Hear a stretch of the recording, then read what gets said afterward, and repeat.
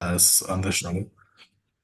And yeah, so I've been, you know, listening to the podcast, and I just forgot the name of the guy, but you had a legal sector strategist not so long ago, Mm. late last year. Jordan Furlong. Yes, and I really liked the insights that he shared, especially about, how he sees the change in the legal fraternity, not just in South Africa, but like globally in terms of Mm. billables, and the emergence of AI in law. It was really beautiful to watch.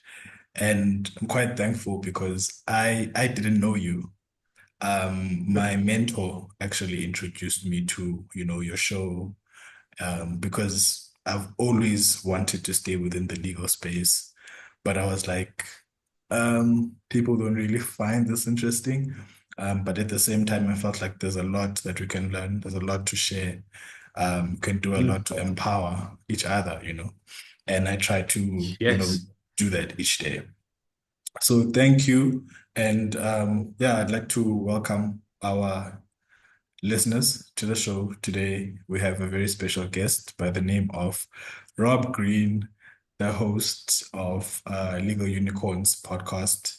I will share the podcast link in the description of this episode. And please don't forget to comment on the episode. Um, Rob is also the CEO of the GRM Group, if I'm correct, and he Yep. does a lot of legal work, and he interviews, a lot of people on the continent. So there's so much that the podcast, learns from him, and having someone who has walked down this path is quite, fulfilling and inspiring for me. Like you're doing pretty good work, and please don't ever stop doing it. I Yeah. promise. I promise I won't. Anyways, talking about legal unicorns, Mm. how did it start? Like, what made you want to go into such a space, and how has it evolved since its inception? Yeah, well, thank you very much, Sinalo, for inviting me on. It's an absolute treat and delight to meet you properly and have a chance to speak to your listeners as well. The Legal Unicorns podcast came around about a couple of years ago, maybe 2.5 years ago now. Just to give you a bit of wider context, my career for the last 22 years has been specifically helping with legal careers, typically, right? So that can actually take on a number of different angles. I'm a certified career coach, so I spend a lot of time with lawyers at all levels, helping them with career decisions and pathways to hopefully to get them to retirement, very successfully. I own part of the GRM group is an executive search recruitment arm. So I've been involved in that for over 20 years, helping people move their careers from one country to another, one city to another, in-house to practice, practice to in-house, legal tech, wherever it might be. And what I found when I moved here to South Africa 8 years ago, I started the office in 12 years ago, so 2013. But I actually moved here 8 years ago. And what I found was that there's a misconception a lot of times about, and I'll talk very frankly, I'm saying there's a misconception overseas on this wonderful continent that I can now call home now that I'm a permanent resident. Um, there's a no one really knows anything about Africa as a continent. No one really. I mean, first of all, everyone always refers to it as Africa, with forgetting that there's 54 countries in it, with uh, with with a multitude of languages and cultures and needs and growth positions, and some emerging markets, some established. It's a wonderful place, but there's a misconception as well in the quality of lawyer. I found, I think there's just this human nature, maybe this. I saw it when I first moved to Asia as well. There is there was a misconception of Chinese lawyers and those in Singapore by firms in the UK and the US and parts of Europe that, oh, you know, you guys do the local stuff, we'll do the big stuff, you know, Yeah. because we're the best. Mm. And as I travel the world, and I've done, you know, been lucky enough to do work in now 57 different cities. I've lived on 4 different continents, and I've always worked with lawyers. I've seen this, truthfully, I've seen this missile of lawyers based on this continent, that they're not good enough, that they can't do the big deals, whatever it might be.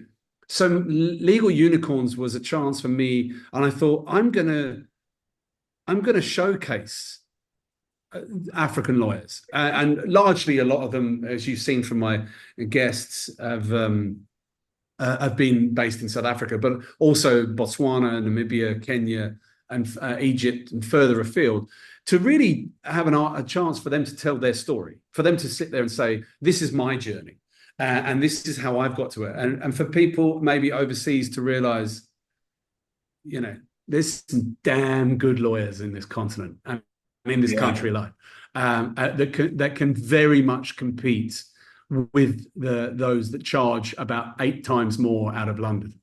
Yeah. So that's really where it stems from. And then it stems from that. And then you start to, as I'm sure, hopefully some of your listeners will see if they go back into some of the first interviews that I've done, you start to hear people's stories and their journeys.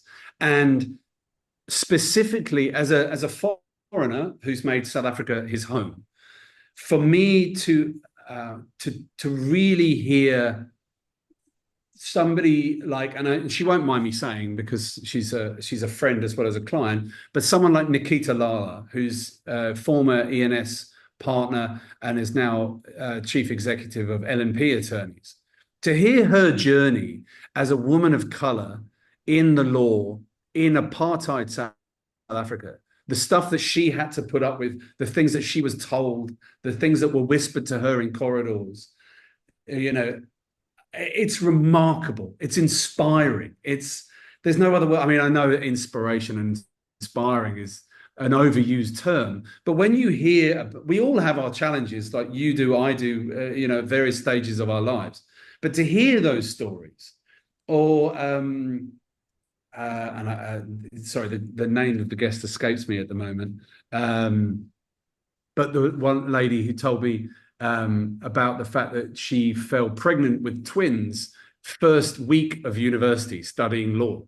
You know, like, I mean, the first week, like, you know, you're just starting out, and then she's had the children, and she's gone through her whole career, you know, with Raised with children. that, Yeah. yeah, and raising children at the same time as doing your law degree, at the same time as trying to get articles, the same time, you know, having to rely on family, you know, and earn money, and you know, and you know, that it just took on a whole you know, sort of life of his own as I was interviewing more and more guests, and they were telling their story, and that's how it evolved.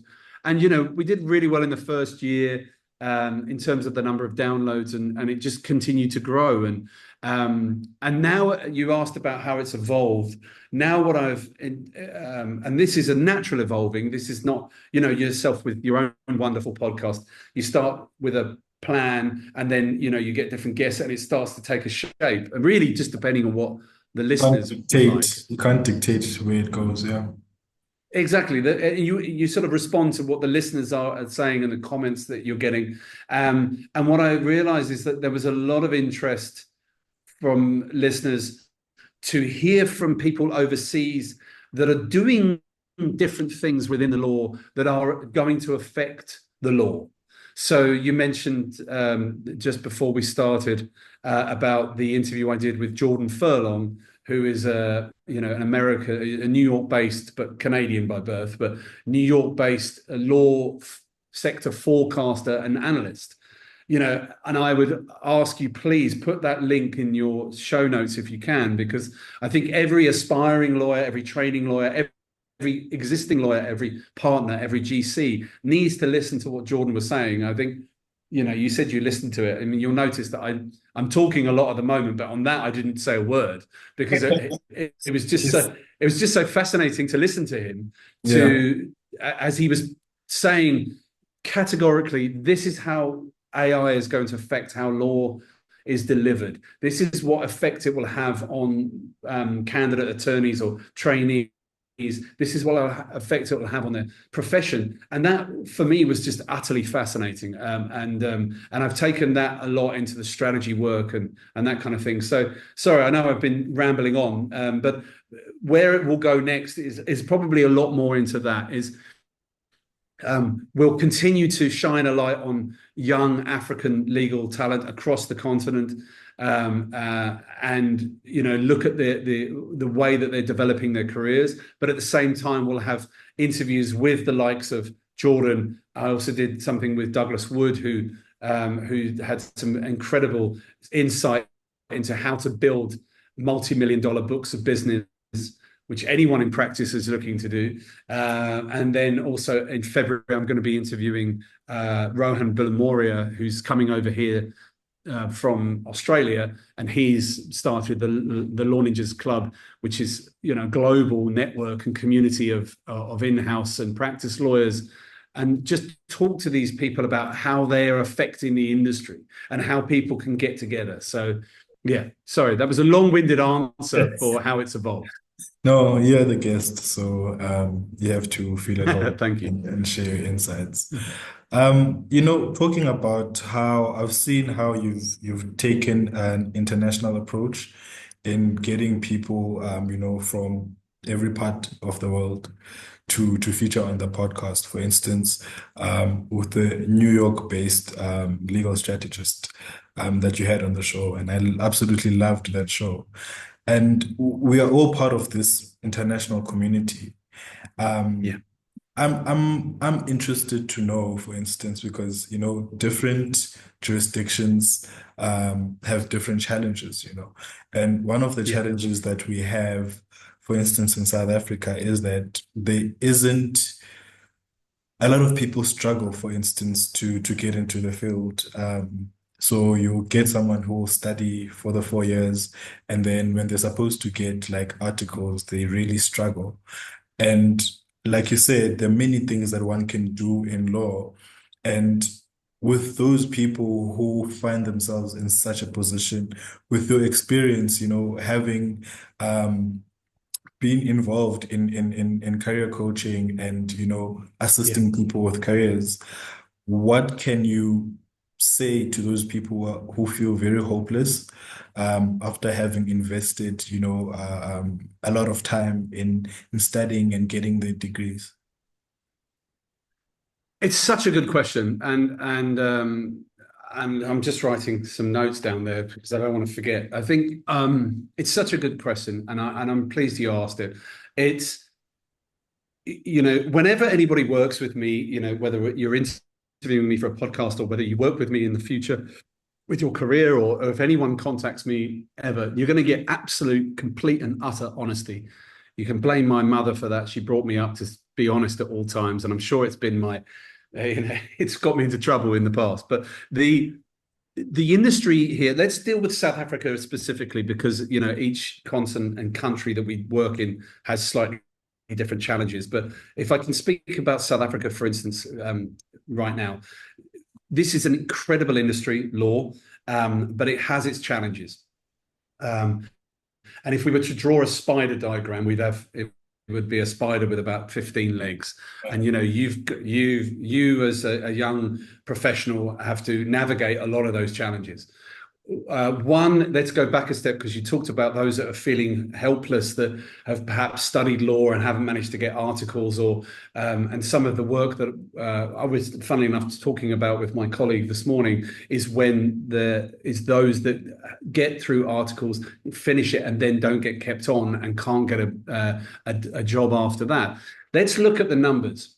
And these are LPC numbers, or Law Society numbers, as opposed to me just making them up. I know there's sort of that old adage, isn't there, that 75% of statistics are made up, but this is their numbers, not mine. and I'll word it correctly.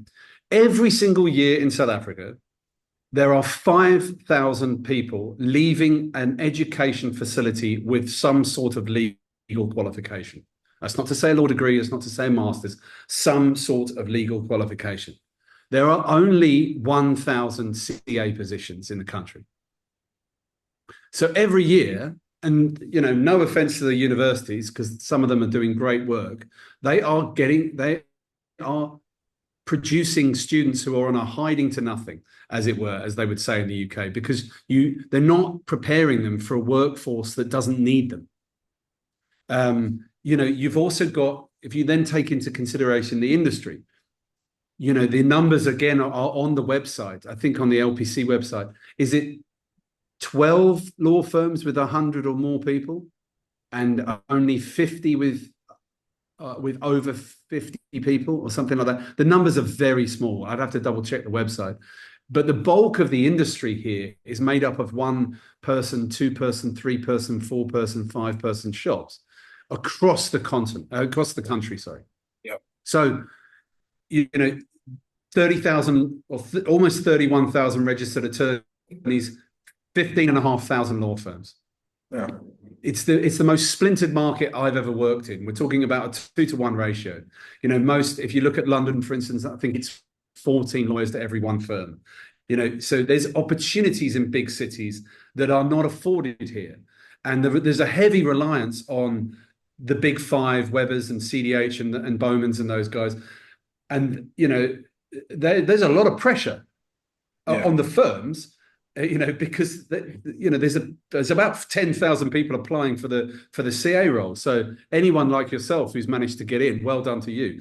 And I'm sure you know what a great position you're in. But as you know yourself as well, there's actually no guarantee of a position at the end of the articles. Yes. That is just the start, and it's a good start.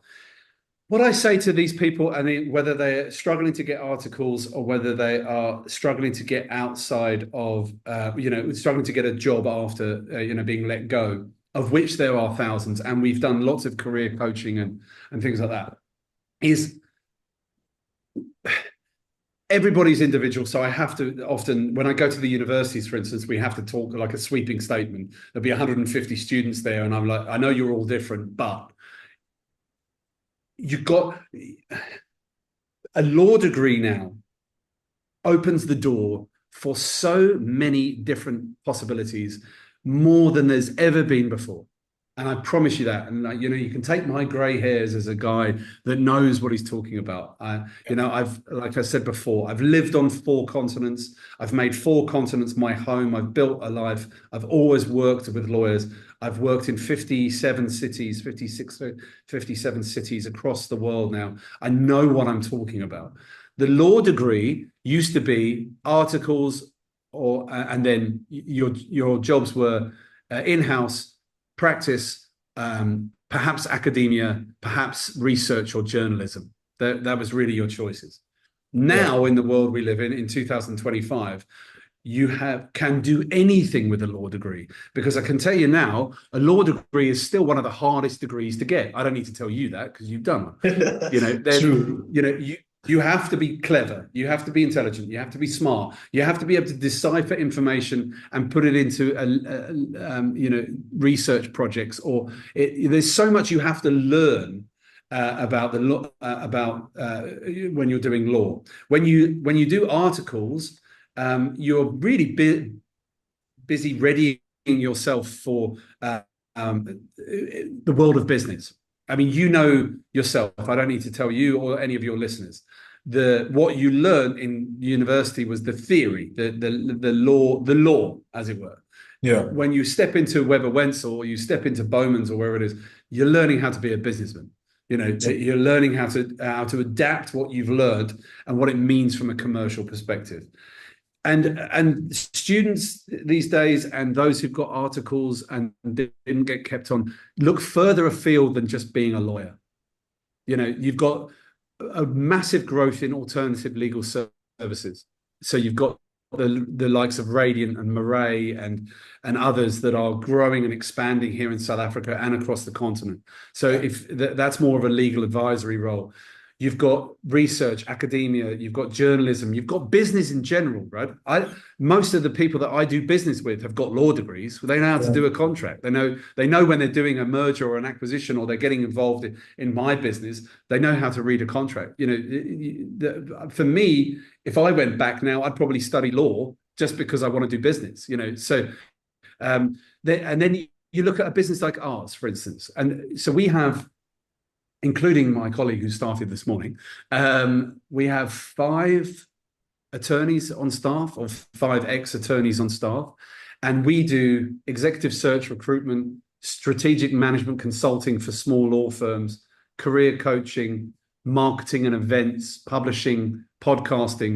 We do a whole array of things for the legal community, and these guys and girls who've come into this office have got the ability to learn all of that and then decide which way they want to go down. So again, apologies for giving you another long-winded answer, but I want your listeners to know that a law degree is a great thing, but don't let them kid you that you're then just going to walk straight into articles and become a lawyer. You can tell everybody on your listeners, it's not Harvey Specter and suits every day. Yeah, Not every definitely. like it's really not. Yeah,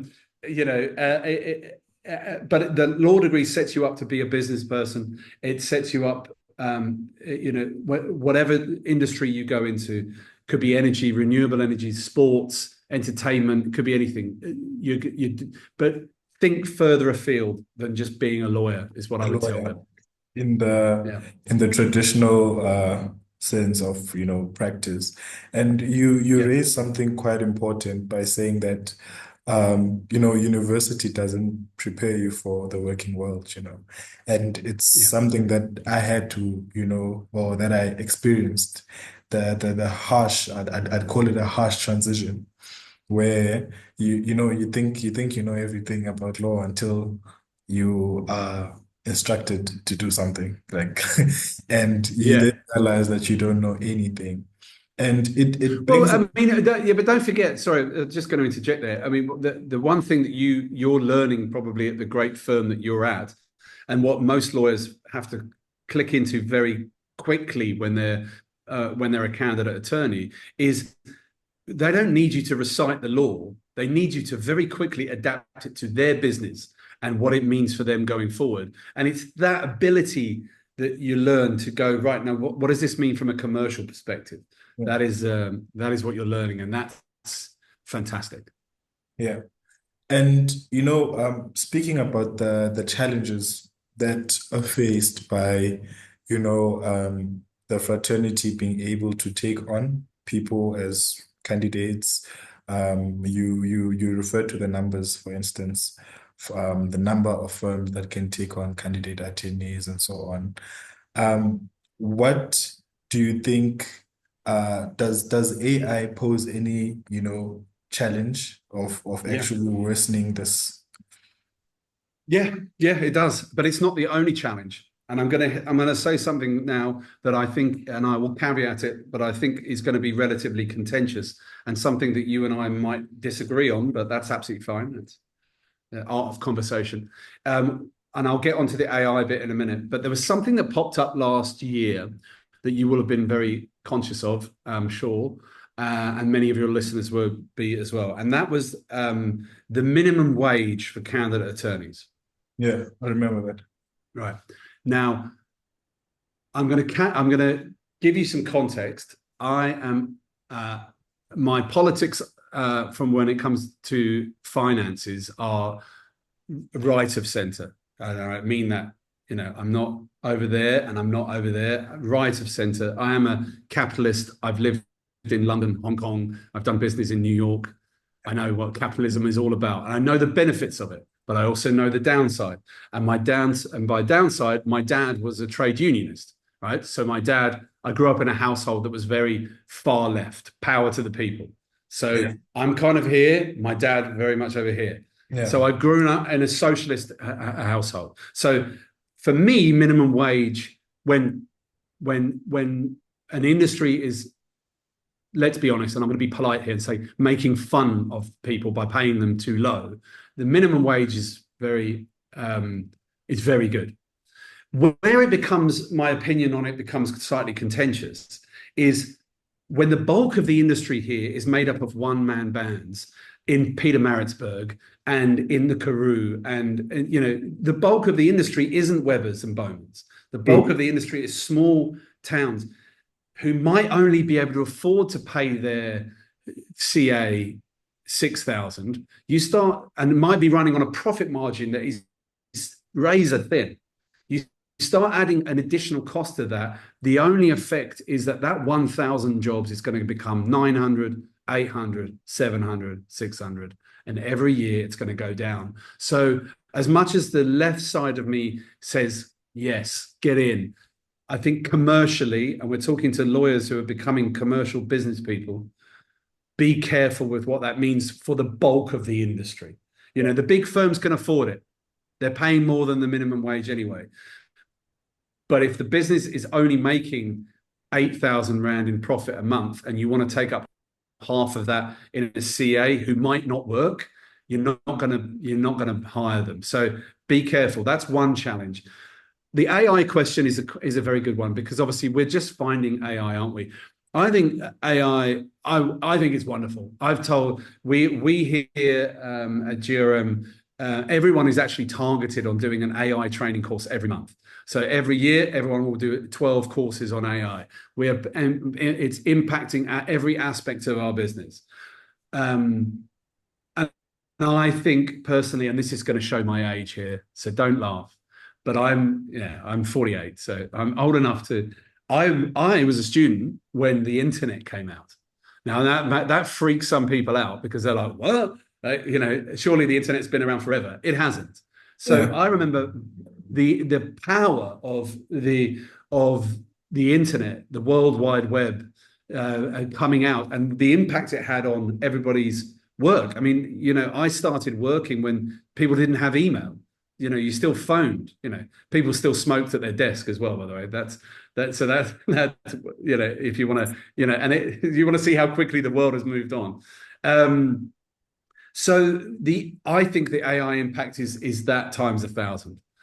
What it means in the short term, as we're finding it out, is law firms are using Luminance. They are using Harvey.ai. They are using these tools that speed up the job. The job and the very nature and the way that legal services is going to be delivered going forward is going to change. The impact that's going to have on the younger generation, the CAs coming through, is that the job will change. Jobs always change. And the way you learn is going to change, and it would be a question that I would ask everybody to ask of the law firms they're interviewing with, which is, what are you doing about the impact of AI and how it's affecting the services we provide? Because if the law firm you're interviewing turns around and goes, ugh, it's nonsense, then don't join that law firm, because it isn't nonsense. As they always say, AI is not going to replace lawyers, but lawyers using AI will replace the lawyers that aren't. And that is very true. So I think the nature of the job is going to change. One thing that I was on a panel discussion last year, and someone, actually, no, it was in Dubai, giving a talk to a bunch of lawyers. And one of them asked me, give us one example of a job that you think will change with the advent of AI. I said, well, paralegals will end up becoming data analysts. That's what's going to happen. And so I think the CA job, the training, I think, like my teams here doing AI courses every month, I think that's something that needs to happen at every firm. I know your firm and others are well ahead of that, but every firm of every size needs to be looking at doing that, and moving away from the billable hour and moving into delivering an accurate service quicker and faster, and without cutting corners. The problem that AI is going to have, and I know that OpenAI is currently facing how many lawsuits? About 1 million lawsuits, I think. Is the data protection and the privacy laws. I mean, they seem to have been thrown out the window, haven't they? We're sitting here trying to abide, people like me and you, as business people in the marketplace, trying to abide by Poppy Act and trying not to upset anyone. And the rest of the world doesn't seem to care anymore. They're out selling everybody's data and stealing everybody's work. Yeah. And Jordan Furlong actually touched on it in our interview that you listened to, when he was saying that there was an example he gave about a young lawyer who wanted, there was at a firm in New York and he wanted his partner to check his work and see that he was going in the right way. And the partner didn't have time. So he put it into ChatGPT and said, as a partner of firm X, critique my work, and got trained on it by ChatGPT. My initial reaction, I've just seen your face at that story as well. My initial reaction was, oh, that sounds wonderful. And when Yeah. I had time off camera to think about it, I was like, oh my word, that is like confidentiality out the window. Like he would have put in, or he or she would have put in, the documents of the client's work. It's like, oh, that Yeah. opens up a whole minefield. So in short, AI, minimum wage, the economy in general, political issues. Hopefully, we can stamp out corruption in this country and really give the country opportunity to grow.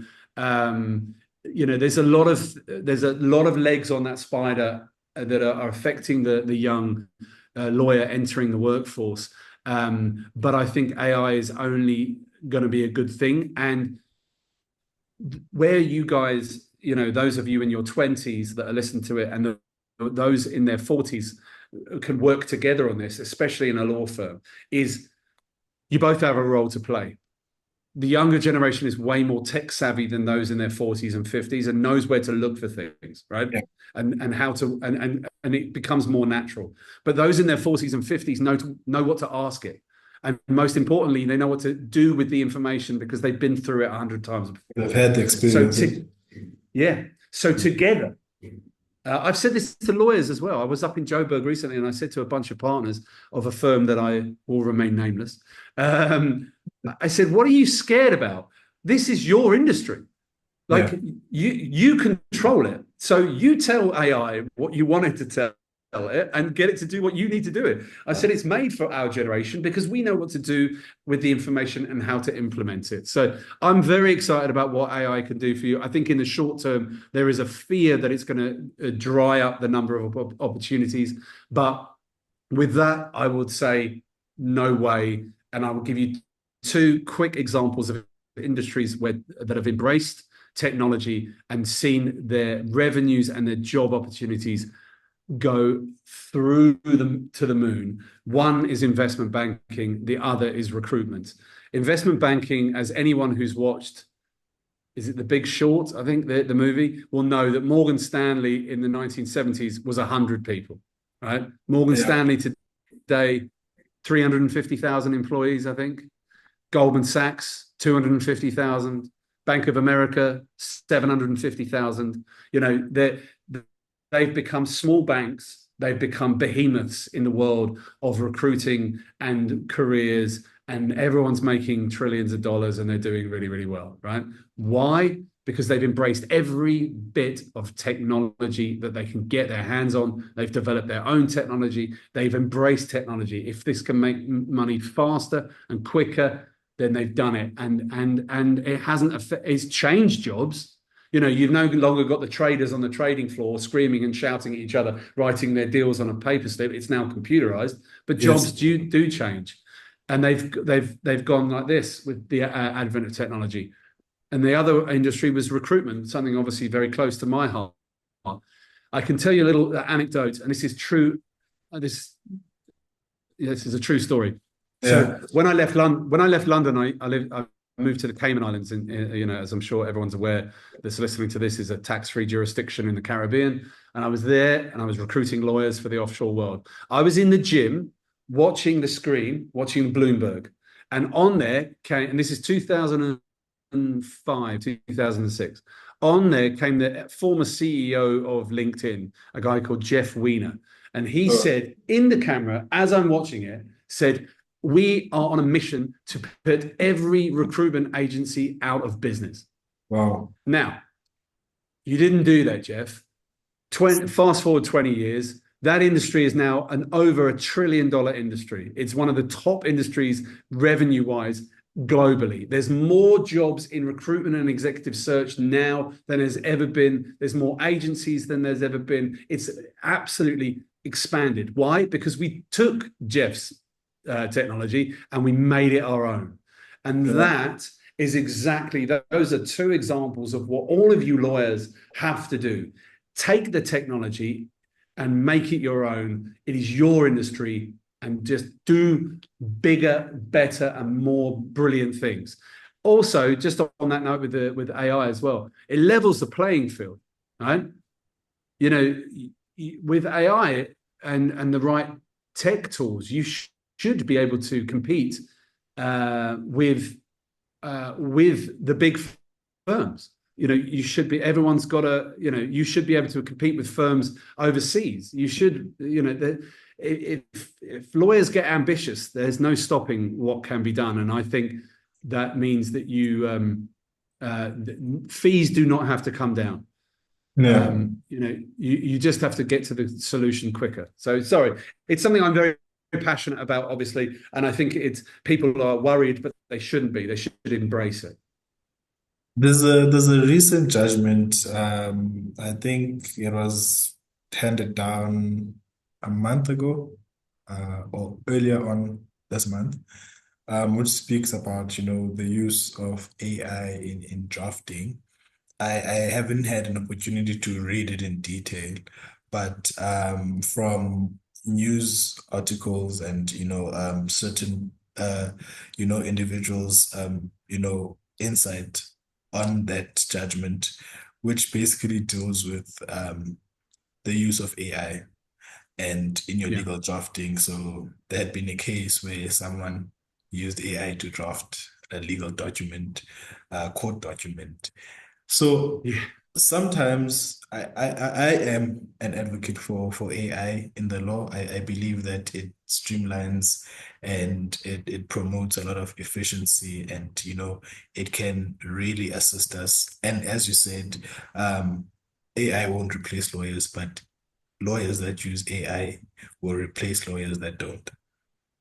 yeah. So I'm concerned about the ethics behind the Mm. use of AI in the law, because um, in as much as we can use it, how do we tell? For instance, you spoke about the gap in privacy laws, and Yeah. just last week, I think Wow. I was watching I was listening to a Joe Rogan podcast where he had Mark Zuckerberg and was speaking about Mm. fact checking, and how they were getting pressure not to, keep certain information during the pandemic. So yeah, in protecting clients' information in South Africa, we have Popia, but you know with the use of AI, how can we, especially as upcoming lawyers, sometimes you don't even have precedent to draft something, and you're so tempted to get to ChatGPT or whatever. How do we actually decipher and actually restrict ourselves and use AI safely, in your view? Yeah, I mean, it's such a good question. Really is, because and it's such an interesting time, because we're talking about something that is built as we speak on this camera, is being built on and growing, and it isn't a finished product. And then obviously we're gonna have generative AI and the AI agents that are coming out soon. It's only going to just explode, isn't it? I mean, it's for ethical considerations. Yeah, look, I mean, there's been two cases, isn't there, recently? One, I think in Durban, yeah, I think it was Durban, and one overseas that I remember reading about, where they simply got caught for just plagiarism, didn't they? They just copied and pasted, and yeah, I mean, if you're going to try and cut corners and you're trying to find the hack, then you're going to get found out, and as you should. To be honest, I think anybody trying to cheat the system is probably in danger of being disbarred at some point. Certainly in some countries. In terms of ethical considerations, I think and I'm sure some law firms are doing this, but it is, and I do this with my strategy clients when I'm talking to law firms of all sizes, is like you have to completely rethink the way that you offer the service. Now, the service is the same. You have client and you have solution, and within that you have legal services. But it's changing, and it's how you get there is changing. And you know, once you start really rethinking your entire process, then you start getting to how you charge for it and how you've charged for it in the past and how you haven't.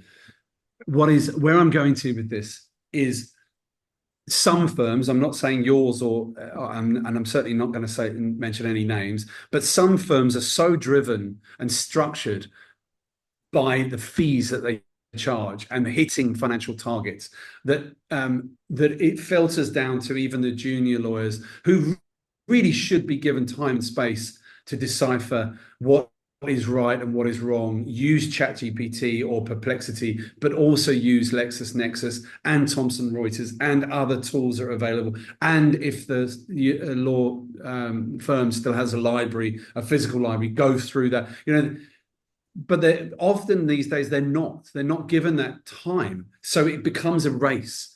And that's when corners are going to start being cut. And then you have ethical issues of where the information is coming from. Should it be used? Is it allowed to be used? I think it's a minefield. I don't think there's a fair, a straightforward answer. But my request to every law firm that's listening to this is give your junior lawyers a bit of a breathing space and a bit of a break to learn what they need to learn. Don't put so much pressure on the younger lawyers to make fees. Let them become technically great lawyers first. There's plenty of time for the fee chasing. So yeah, there's a few considerations on that front, but I think it's going to have an impact on how law is offered and charged for. And I think once everything settles down, there'll be a space for AI on the research side of things. And yeah, but I think if you're just going to use it and try and pass off the work as your own, then you're probably in the wrong game. Yeah. And speaking about the pressure of young lawyers, I think our generation is a generation of perfectionists. We don't want to make mistakes a lot. And Yeah. in that Yes. process, I've learned that, especially in practice, you will make mistakes, and you must just be kind to yourself and forgive yourself for that. For sure. What would you say, as someone who's been involved in people's careers like all over the world, what should be your guiding tool or your guide, or your compass in your career advancement? Is it money? Is it Mm. is it positions? What should you use? Yeah. Because I think one can make a huge mistake and maybe leap off somewhere when they're not supposed to. I'm smiling because it's such a good question. It really is. And it's so pertinent to your generation. Because, we have people in the office, we share a lot of stories, we discuss a lot of things. And some of the people in my office are, 21, 22, 23, 24. So they're of a similar age group. And I smile because there is something about the generation that doesn't want to make mistakes. And all I want to do is just go, oh, go and make mistakes. This is the time to do it. Don't do it when you're my age. Do it when you're your age, because you can always bounce back. But I get it. It's a thing. And there's a lot of pressure, from all corners, to not make mistakes and not get left behind. And I appreciate that. What should be your guiding star? It sounds ridiculous, but it's your gut. Your gut should always be your guiding star. If something doesn't feel right, don't do it. Right? It is that simple. And that goes for everybody, because everybody's drive is very different. All right. Some people want an international career. Some people just want to make the money. Some people want to do something else. That's their core objective. Whereas there's a lot of pressure on. Okay, let me give you this as an example. see if I can. I want to be respectful for the young lady. There was a story that came out last year where there was a young lady in India who works for one of the audit firms who committed suicide. Sorry, I know it's not a very nice topic, but it was all over LinkedIn, and her mother wrote an open letter to the chairman of the firm, and it was all on LinkedIn. And that got me thinking about people's careers, because I've done a lot of work with people younger than myself, and helping them start their careers and that kind of thing. And what I was thinking when I was reading all of the correspondence, I was looking at it going, there's so much pressure in some quarters with some families and some people to get only A stars, to get the first the degree, to get into the top firm, to succeed at the top firm. But quite often, some of those people aren't made physically built for that pressure. And it's okay to not work for the big firm. That's another thing for everybody to remember. Yeah. It's okay to work. I came from a generation X, where we were the top firms were the ones that you had to aim for. You had to. I like how you said Generation X. Yeah. Yeah. Last time we were allowed to have fun with no camera phones. Where we were allowed to get up to no good and make mistakes. The Generation X, we were, our goal was to get a job, but to get into the big firms, and not everyone made that. And it was, I didn't get. But you start to find yourself in your career. Your career will also find you, and it's okay to work for a small firm or a medium-sized firm or outside of the law. You will find what is right for you. So people's guiding star should be whatever they want it to be, but they should always trust their gut. And if it doesn't feel right, it does not mean that you've failed.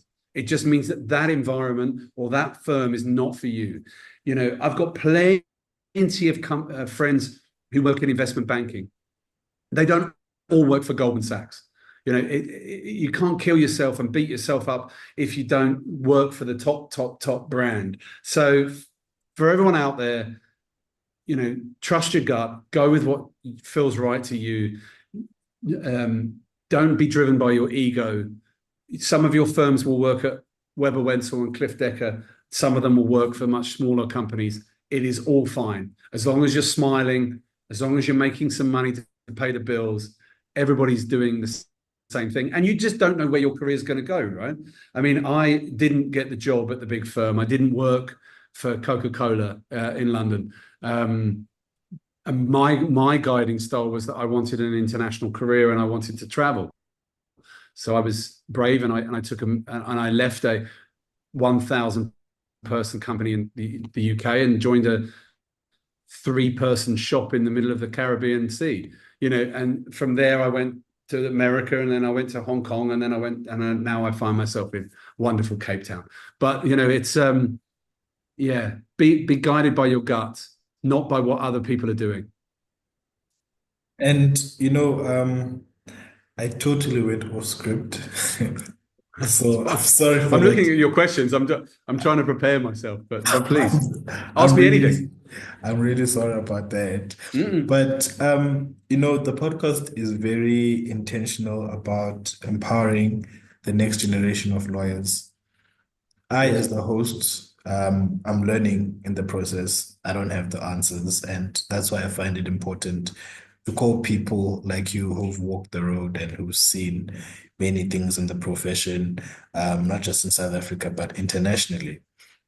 And there's something that, is quite debated, and that is like networking, whether one ought to be intentional about it, whether one needs to do anything about it, whether one should just relax and wait for people to come to them. I really believe that one is to be very intentional about it. But I've had many debates with people as to, for instance, being visible on LinkedIn and, attending events, finding a mentor. There's just so much that I think I've been vocal about in my journey, and also on the podcast, because I really believe that the people won't come to you, but you will have to go out there, and try and, speak to people and connect to people from all levels. But in your experience, how does one go about with it? And especially if you want to work and you're a young professional, um, because some people don't like talking and some people are introverted. What do you think is the best thing that one can do when they are navigating concepts like, networking, professional development, your mentoring? Ah, you're back. I don't know what happened. Yeah, you I just don't froze know. just as you were about to ask the question. Oh, okay. It's probably the coverage, the network coverage. I don't know what happened. You were Um, just about to say you were just talking about networking, and then you just said, and in your opinion, Rob, and then you stopped, and then I didn't hear anything after that. oh, yeah. So what I was basically saying is, how does one navigate it in your experience? Do you need to be intentional Yeah, about it? yeah. Uh, yeah, it's a really good question because there's more and more pressure put on young lawyers to get out there and to network and to build your book and to build your client base and things like that. But I think the first piece of advice I would give anyone in your shoes or in a similar position is rather than the word intentional, I would use authentic. If you are not a person who likes being in the company of hundreds of other people, don't force yourself to do it. It's not, I've worked with a lot of neurodiverse people because my son's got special needs. So I work in that space and I'm helping some of the banks and law firms in the past navigate the recruitment side of things when it comes to neurodiversity. Within that, you have obviously a whole spectrum of people with challenges. One of them is autism. We have two autistic people working here at, or people with autism here at GRM. I'm not going to make them do a presentation in front of 1,000 people. Yeah. That's not very fair. So where I'm going with this is that your firm or your boss might try to make you do this or put it down as a goal that you must go to these events and things like that. It might be part of your KPIs, but if it's not you, then it's going to come across as inauthentic, and it's going to have the reverse of what you want it to be. However, there is no replacement for personal connection. But try to do it the way that you like it. Like if you like bigger crowds and you can network and you can go around and you can hold a conversation with people of all ages, fantastic. Do it. But if you like smaller audiences, then try to do something smaller, have a lunch with a client or invite someone for coffee or one-on-one. Build a network in the way that is right for you and whatever your What gut says, terms? and talk to your partner about you and your personality. Don't just do what they ask because it might seem inauthentic. Yeah. You know, Talking of inauthentic, I mean, rightly or wrongly, LinkedIn, I mean, it's a horrible place. Like it's like most of social media, right? I mean, it's a really, it's a marketing tool where, what is it? Instagram for jobs, isn't it? Like Yeah, look it at my is. amazing job, It look at is. my amazing career. Like, and it's a showing off tool.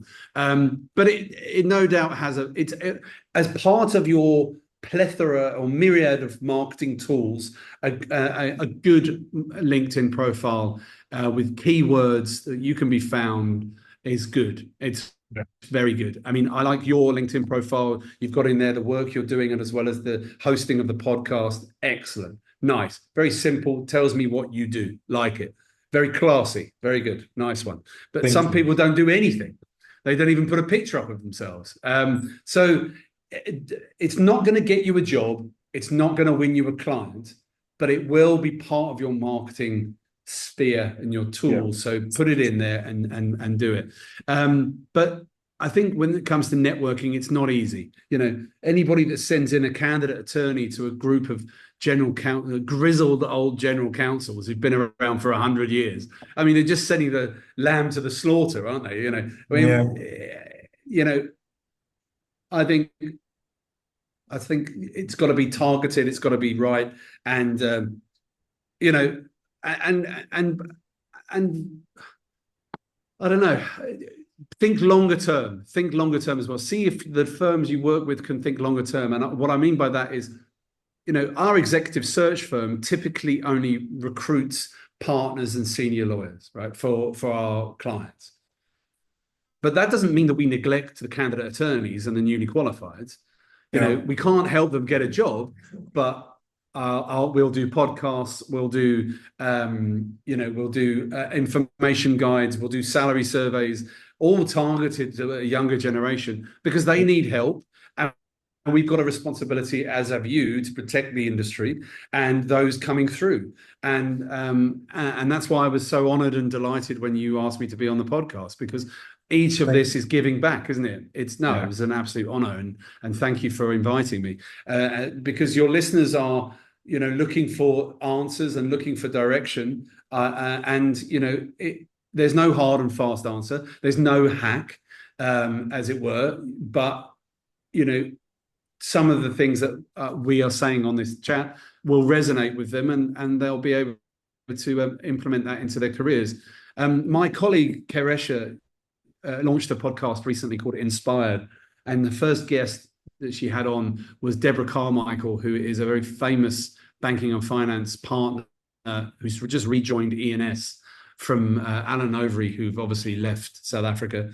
And on there, one of the questions Kay asked her was, what is the hack to getting the top career that you can get? And Deborah immediately just said, there is no hack. It's just perseverance and doing little bits each day. I think she said something along those. Just moving forward, keep moving forward, and that is very, very sound advice. So network, but do it authentically. Thank you so much, Rob. I have a lot of questions, and I'm really sorry for going off script. I just felt No, like no, please, there anytime. was a lot, and yeah, it became more organic. In as much as I will prepare questions, but sometimes I tend to go off script. But I like that because then that Good. means that our episode was quite easy flowing and organic. But other than that, thank you so much for Ah, gracing us thank um, you. on Rise. We hope to have you again, maybe Anytime, at anytime. a Yeah, studio somewhere. yeah. And Look, you're up in Joburg, aren't you? yes, I'm in Joburg. So, Right. Well, and the next time I'm up in Joburg, I'll have the studio for the Legal Unicorns podcast, which is in Rosebank, and you can come along, but you can interview me in the studio, and then we'll do it that way, or cool. we'll interview each other. That will be We'll interview lovely. each other.